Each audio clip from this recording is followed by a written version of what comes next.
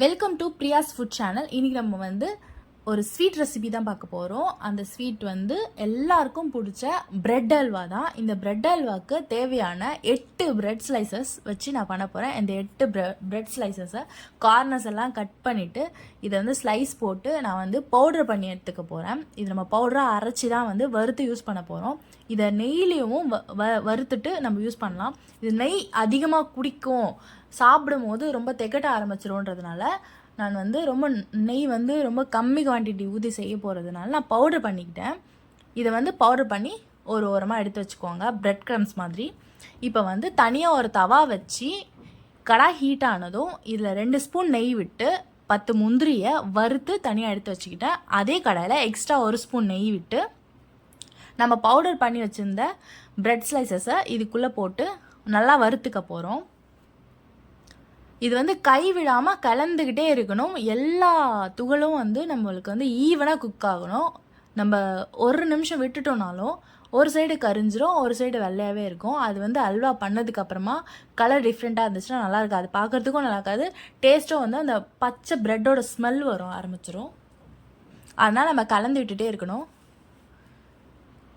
இது நல்லா வறுத்துடுச்சான்னு நம்ம கண்டுபிடிக்கிறது எப்படின்னா வந்து கையில் எடுக்கும் போது அப்படியே பவுடராக உதிரியாக வரும், மொறுன்னு இருக்கும். அதை வந்து லைட்டாக க்ரஷ் பண்ணும் போது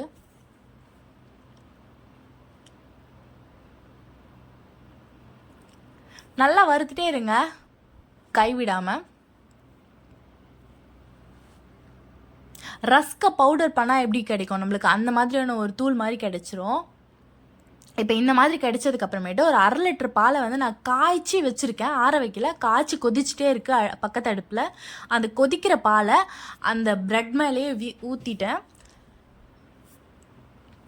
ஊற்றின உடனே அந்த ப்ரெட்டு ஃபுல்லாகவே வந்து இந்த பால் குடிச்சிரும். உறிஞ்சதுக்கப்புறம் நல்லா சாஃப்டாக வெந்துடும். வெந்ததுக்கப்புறம் நம்ம இந்த மாதிரி கிளறி விட்டுட்டே இருக்கணும்.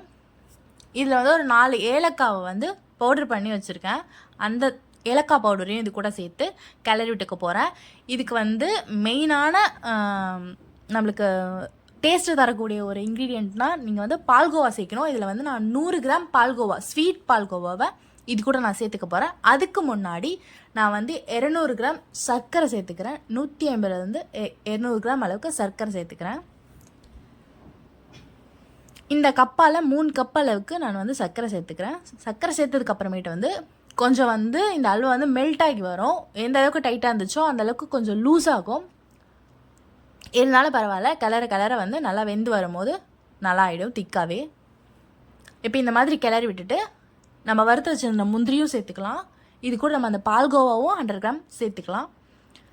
பால்கோவா சேர்த்ததுக்கு அப்புறமேட்டு ரொம்ப டேஸ்ட்டாக இருக்கும் இந்த பிரெட் அல்வா. இப்போ இது எல்லாத்தையும் சேர்த்து ஒன்று சேர மிக்ஸ் பண்ணி விட்டுட்டோன்னா அவ்வளோதான், எனக்கு பிரெட் அல்வா வந்து ரெடி ஆகிடுச்சு. இப்போ இந்த அளவுக்கு இலகி வரும். இது இன்னும் கொஞ்சம் டைட் ஆகிற வரைக்கும் நம்ம ஹீட் பண்ணி நல்லா கிளறி விட்டுக்கிட்டே இருக்கலாம். கிளறி விட்டதுக்கப்புறம் பாருங்கள், இந்த மாதிரி சூப்பரான பிரெட் அல்வா செம்மையாக ரெடி ஆயிடுச்சு. தேங்க்ஸ் ஃபார் வாட்சிங்.